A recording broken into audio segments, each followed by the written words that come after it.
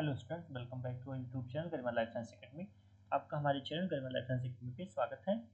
आज हम इस लेक्चर में बात करेंगे जो joint PhD program AIIMS Bhopal और एमएनआईटी भोपाल का आया हुआ है, उसके बारे में हम कंप्लीट डिटेल में बात करेंगे। तो ये जो प्रोग्राम है ये जो कराया जाएगा वो ज्वाइंट प्रोग्राम है पीएचडी का एम्स भोपाल और एमएनआईटी भोपाल के थ्रू। तो ये अपॉर्चुनिटी काफ़ी अच्छी है कि आपको दोनों इंस्टीट्यूट का मौका मिलेगा रिसर्च करने के लिए दोनों इंस्टीट्यूट में। तो ये बहुत ही अच्छी अपॉर्चुनिटीज़ है, तो इसके बारे में डिटेल में हम बात करते हैं विदाउट डिले। आइए देखते हैं। तो हमारा ये जो है एम्स भोपाल और एमएनआईटी भोपाल सेम जगह पे है एमपी में। तो दोनों ही हमारे रिसर्च इंस्टीट्यूट हैं, जो दोनों ही टॉप इंस्टीट्यूट हैं, एम्स और एमएनआईटी भोपाल। तो उसके बारे में ये जो हमारा ज्वाइंट पीएचडी प्रोग्राम है वो क्या है हम देखते हैं। तो ये जो ज्वाइंट पीएचडी प्रोग्राम है ज्वाइंटली ऑफर किया जाएगा एम्स भोपाल और एमएनआईटी भोपाल के द्वारा। इनका एम क्या है? To create collaborative environment for doctors, engineers and scientist to share knowledge and drive innovation. तो इस जो ज्वाइंट पीएचडी प्रोग्राम एम्स और एमएनआईटी भोपाल का है, उनका क्या एम है? जो कि अच्छे से कोलैबोरेट करना डॉक्टरों के साथ, इंजीनियर्स और साइंटिस्ट के साथ, और नॉलेज को इनोवेट करना और ड्राइव करना। तो इसमें क्या होगा इस जॉइंट प्रोग्राम में कि जितने भी डॉक्टर्स हैं एम्स के, इंजीनियर्स एमएनआईटी भोपाल के और साइंटिस्ट जो हैं दोनों इंस्टीट्यूट के, वो आपस में मिलकर के रिसर्च करेंगे, इनोवेशन करेंगे और नॉलेज को आपस में शेयर किया जाएगा। तो ये बहुत ही अच्छी अपॉर्चुनिटीज़ हैं। जो ये प्रोग्राम है वो स्ट्रक्चर किया गया है flexible fostering energy between skills of technologist and medical professionals. तो जो प्रोग्राम है इसको इस तरह से डिजाइन किया गया है कि जो भी टेक्नोलॉजिस्ट हैं हमारे एमएनआईटी भोपाल के और मेडिकल प्रोफेशनल्स हैं एम्स भोपाल के, वो आपस में मिल करके जो हमारा अलग अलग टेक्नोलॉजी है, नॉलेज है, रिसर्च को उसको बहुत ही आगे बढ़ाएंगे और अच्छा रिसर्च करेंगे। By integrating technologies and medicine with entrepreneurship, it provide a unique platform for participants to develop innovative healthcare technologies, devices and systems। तो ये जो है सिस्टम जो अबाउट ज्वाइंट पीएचडी प्रोग्राम में, इनका क्या एम है मेरा? इसका क्या है कि जितने भी हमारे मेडिकल्स के स्टूडेंट हैं, टेक्नोलॉजी के स्टूडेंट हैं, वापस मिल करके ऐसा यूनिक प्लेटफॉर्म डेवलप करेंगे और उसमें हेल्थ केयर टेक्नोलॉजीज को बनाएंगे, डिवाइसेस को बनाएंगे, सिस्टम्स को बनाएंगे, जो कि हमारा disease diagnosis, disease health care सारे को काफ़ी अच्छा बनाएगा। The joint PhD program offer PhD opportunities students enroll in both institutes to collaborate with faculty members and research team from AIIMS Bhopal and MNIT Bhopal on a multidisciplinary research project। तो इस joint PhD programme का क्या मतलब है कि जितने भी PhD student enrol होंगे वो बोथ इंस्टीट्यूट में उनको मौका मिलेगा कोलेबरेट करने के लिए फैकल्टी मेंबर के साथ में। जो भी रिसर्च टीम मेंबर्स हैं एम्स भोपाल के, एमएनआईटी भोपाल के, जो उनका प्रोजेक्ट चल रहा है different different multi disciplinary field में, लाइक कैंसर हो गया, बहुत सारे जो अलग अलग disease related, machine learning, artificial intelligence, different जो प्रोजेक्ट चल रहे हैं उसमें आपको सीखने के लिए मौका मिलेगा और उससे जो भी फैसिलिटीज़ मिलेंगी आपको उसका एडवांटेज लेकर के आप बहुत सारी अपॉर्चुनिटीज़ को हासिल कर सकते हैं ऑफर्ड बाय बोथ इंस्टीट्यूट्स। तो ये बहुत ही अच्छी अपॉर्चुनिटीज़ है कि आपको दोनों इंस्टीट्यूट का मौका मिलेगा रिसर्च करने के लिए, दोनों इंस्टीट्यूट से डिग्री मिलेगी और आपको एक्सप्लोर करने के लिए मिलेगा। तो आप इस जॉइंट पीएचडी प्रोग्राम को अगर आप एलिजिबल हैं जरूर अप्लाई करें। हम आगे देखते हैं next. Joint PhD program structure क्या है, ये किस स्ट्रक्चर्ड वे में इसको इनिशिएट किया गया है और क्या इसका एम है। तो इसमें क्या है कि candidates who are interested in pursuing joint PhD program AIIMS Bhopal and MNIT Bhopal can either apply to AIIMS Bhopal और MNIT Bhopal against their respective advertisement। तो क्या है कि अभी जैसे MNIT भोपाल का एडवर्टाइजमेंट होगा या एम्स भोपाल का एडवर्टाइजमेंट होगा, और या ये दो जो ज्वाइंट एडवर्टाइजमेंट है इसके थ्रू अप्लाई कर सकते हैं। तो इसमें क्या कह रहे हैं कि जितने भी कैंडिडेट इंटरेस्टेड हैं ज्वाइंट पीएचडी प्रोग्राम के लिए, आइदर वो AIIMS Bhopal and MNIT Bhopal में, इधर अप्लाई टू एम्स भोपाल और एमएनआईटी, आप एक इंस्टीट्यूट से अप्लाई करेंगे इस ज्वाइंट पीएचडी प्रोग्राम के लिए। तो आपको ये लाइन क्लियर हो गई। नेक्स्ट है institute to which candidate apply will considered as the primary institute for the candidate while other institute will be considered as the host institute. तो ये क्या है कि इसमें कह रहे हैं कि कैंडिडेट जहां से अप्लाई करेंगे उसको उनको प्राइमरी इंस्टीट्यूट बोला जाएगा। मान लीजिए कि आप एमएनआईटी भोपाल से अप्लाई करेंगे तो आपका वो प्राइमरी इंस्टीट्यूट होगा, और आप जो आपका अदर इंस्टीट्यूट होगा वो होस्ट इंस्टीट्यूट कहा जाएगा, जो आपका पार्टनर इंस्टीट्यूट होगा, जहाँ से आपको कुछ टाइम पीरियड के लिए आपको जाना होगा, लाइक एम्स भोपाल। तो अगर जो एम्स भोपाल से अप्लाई करेंगे उनका वो प्राइमरी इंस्टीट्यूट होगा, जो MNRT भोपाल से अप्लाई करेंगे वो MNRT भोपाल उनका प्राइमरी इंस्टीट्यूट होगा, अंदर जो इंस्टीट्यूट होगा वो होस्ट इंस्टीट्यूट होगा। Candidate should begin his research and study at primary institute. However, it is expected to spend the minimum of 12 months at the host institute. तो आपको जो प्राइमरी इंस्टीट्यूट है वहाँ पे ही सारा कुछ रिसर्च स्टडी जो भी करना है करना होगा। बस आपको मिनिमम जो है 12 मंथ आपको होस्ट इंस्टीट्यूट में जाना पड़ेगा रिसर्च और स्टडी के लिए। तो ये दिया गया है। Further the timing and duration of the stay at the host institute will depend on the requirement of research program. वो डिपेंड करेगा कि आपका रिसर्च कितना है। अगर आपका ज़्यादा रिसर्च होगा तो आप ज़्यादा टाइम के लिए आपको रहना होगा होस्ट इंस्टीट्यूट में। अगर कम टाइम का है तो आप प्राइमरी इंस्टीट्यूट में रिसर्च और स्टडी करेंगे। Travel to study at the host institute will be contingent upon the usual requirement for PhD research project। तो आपको जो भी ट्रेवल वगैरह होगा, आपको होस्ट इंस्टीट्यूट में जाना होगा, आपको जो भी ट्रेवल ग्रांट सारी चीज़ें होंगी, रिक्वायरमेंट होगा, पीएचडी प्रोजेक्ट के थ्रू आपको दिया जाएगा, जो इंस्टीट्यूट है वो आपको प्रोवाइड करेगा। Candidate who would like to choose AIIMS Bhopal as primary institute should apply against this advertisement. उसमें ये मेंशन कर रहे हैं कि जो हमारा ये एडवर्टाइजमेंट आया हुआ है, अगर किसी भी स्टूडेंट्स को AIIMS Bhopal as a primary institute choose करना है तो इसी एडवर्टाइजमेंट थ्रू उनको अप्लाई करना होगा। In service applicants from AIIMS Bhopal and MNRT Bhopal such as faculty, scientist, employee will be considered for PhD registered as per the guidelines laid down by the respective institutes। तो जो भी कोई भी candidates हैं वो सर्विस में है आइदर एम्स भोपाल और MNRT भोपाल में, एज अ फैकल्टी हैं, साइंटिस्ट हैं, एम्प्लॉय हैं, उनको भी कंसिडर किया जाएगा for PhD registration as per the guidelines. जो भी इंस्टीट्यूट गाइडलाइंस होंगी एम्स भोपाल और MNRT भोपाल की, अगर आप फैकल्टी मेंबर्स हैं, साइंटिस्ट हैं, एम्प्लॉय हैं और आप अगर उसमें कुछ करना चाहते हैं पीएचडी वगैरह तो भी अप्लाई कर सकते हैं। Candidate shall undertake a program of progress monitoring and examination that meets the requirement of both institutions। तो जितने भी कैंडिडेट्स हैं अगर वो अपना प्रोग्रेस मॉनिटरिंग करना चाहते हैं एग्जामिनेशन और एलिजिबल है बोथ इंस्टीट्यूट के लिए, वो इस प्रोग्राम को अप्लाई कर सकते हैं। तो बहुत ही अच्छी अपॉर्चुनिटीज़ है, आप इसको जरूर अप्लाई करें। नेक्स्ट है एलिजिबिलिटी क्राइटेरिया क्या है। Eligibility criteria for medical students such as MBBS, BDS, MD, MS, MDS, जितने भी स्टूडेंट्स हैं वो अप्लाई कर सकते हैं। तो इसमें क्या है कि जितने भी MBBS, MD और MS और BMS, VHMS वो सब एलिजिबल हैं PhD के लिए। और जो भी जनरल है कैंडिडेट्स EWS और OBC वो सब भी अप्लाई कर सकते हैं। नेक्स्ट है eligibility criteria for nursing students. Candidates with MSc nursing qualifications recognised by Indian national councils can apply. तो ये नर्सिंग के लिए है, ये हमारा मेडिकल स्टूडेंट्स के लिए था, जितने भी मेडिकल के स्टूडेंट्स वो भी अप्लाई कर सकते हैं। नेक्स्ट है नर्सिंग के स्टूडेंट्स वो भी अप्लाई कर सकते हैं।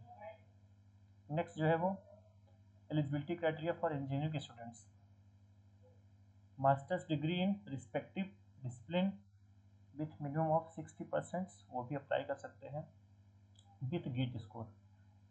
जिनका गेट स्कोर है और CGPA जिसका 6.5 है वो भी अप्लाई कर सकते हैं, जो कि इंजीनियरिंग के स्टूडेंट्स हैं। तो पहला हो गया कि जो भी MBBS के स्टूडेंट्स हैं वो अप्लाई कर सकते हैं, नर्सिंग के स्टूडेंट भी अप्लाई कर सकते हैं 55% मार्क्स हैं, और जो इंजीनियरिंग के स्टूडेंट्स हैं जिसका 6.5 CGPA और 60% CGPA है और गेट स्कोर है वो भी अप्लाई कर सकते हैं। आइदर जो BTech है, BArch है, B प्लानिंग है, इक्विवेलेंट डिग्री जिनका है 70% मार्क्स है ऑन द स्केल ऑफ 10 और जो CGPA 77.5 है वो भी अप्लाई कर सकते हैं। और जो भी CFTI जिसको बोलते हैं सेंट्रली फंडेड टेक्निकल इंस्टीट्यूशंस, जो भी हैं CFTI से वैलिड गेट स्कोर है वो भी अप्लाई कर सकते हैं। तो ऑलमोस्ट सभी लोग एलिजिबल हैं, अगर आप एलिजिबल हैं तो इसको जरूर अप्लाई करें। नेक्स्ट है समरी ऑफ एग्जामिनेशन पैटर्न। जो ये जॉइंट PhD प्रोग्राम है उसका समरी क्या है आइए देख लेते हैं। तो मोड और टाइप ऑफ एग्जामिनेशन जो होगा वो इवेल्युएशन बाय इंटरव्यू ओनली। तो आपका जो ये एग्जामिनेशन होगा वो इंटरव्यू ही होगा। फिर डेट ऑफ इंटरव्यू जो है आपका वो 20/12/2024 मीन्स आपका जो डेट ऑफ इंटरव्यू है वो 20 दिसंबर को होगा 2024। तो आपका अभी टाइम है, आपको अप्लाई कर सकते हैं। और जो रिपोर्टिंग टाइम है वो आपका टाइमिंग ऑफ एग्जामिनेशन जो है वो 10 AM से स्टार्ट हो जाएगा। लोकेशन जो है आपका सेंटर वो कहाँ है, सरदार वल्लभ भाई पटेल भवन।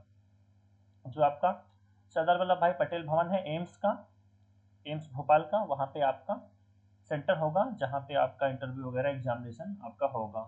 फिर type of examination interview, clinical, practical, lab based assessment आपका होगा जो 100 मार्क्स का होगा। क्या होगा, जो आपका एग्जामिनेशन होगा वो 100 मार्क्स का होगा। उसमें क्या होगा, इंटरव्यू भी आपका लिया जा सकता है, प्रैक्टिकल होगा, लैब बेस्ड असेसमेंट किया जाएगा।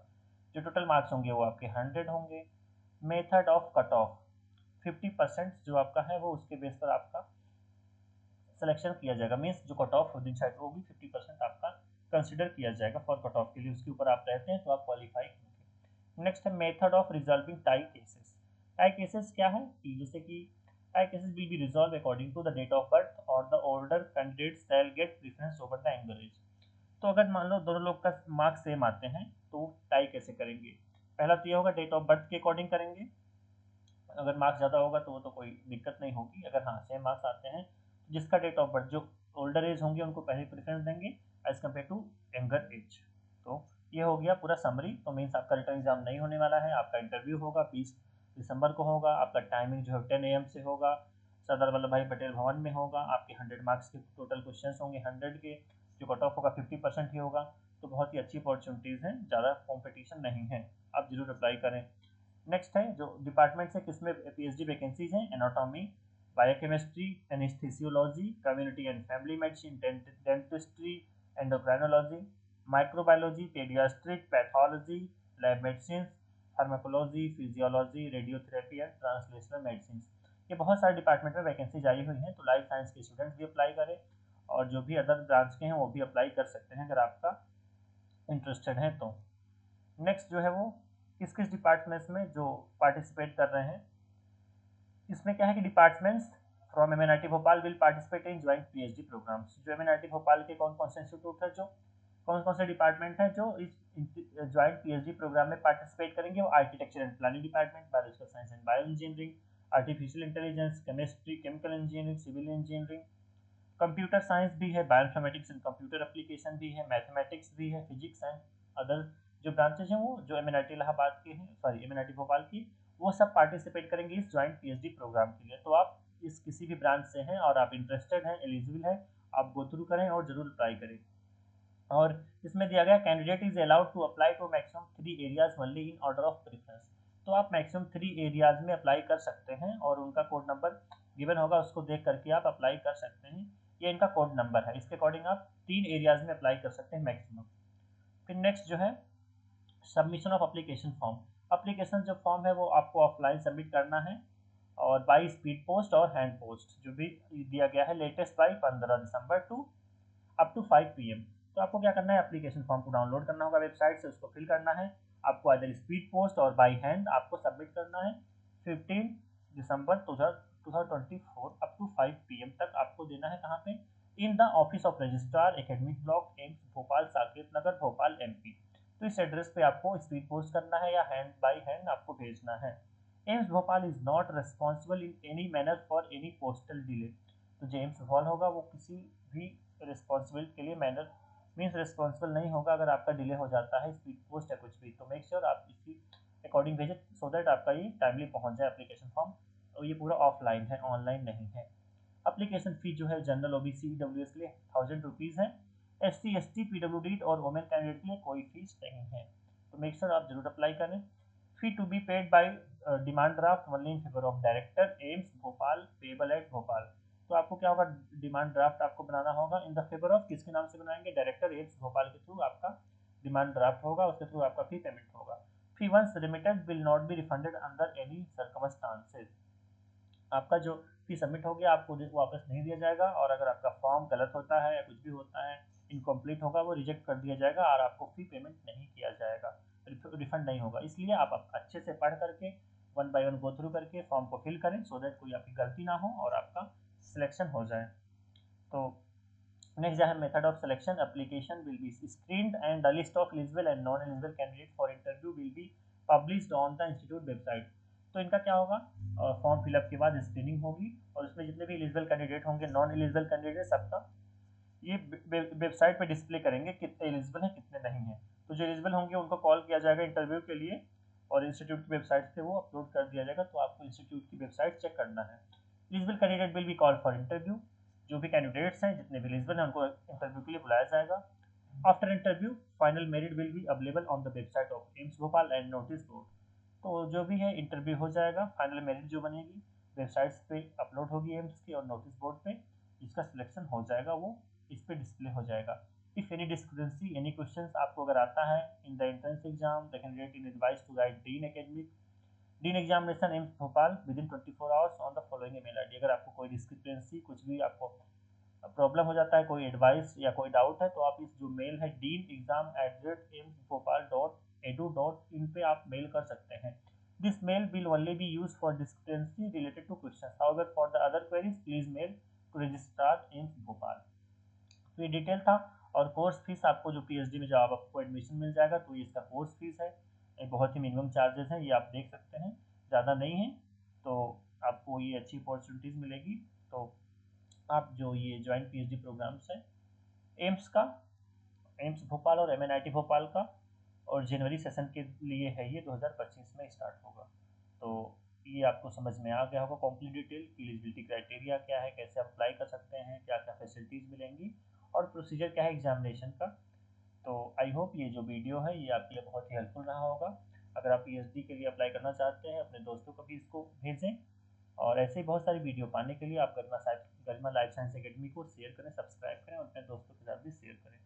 Thank you guys, keep supporting us.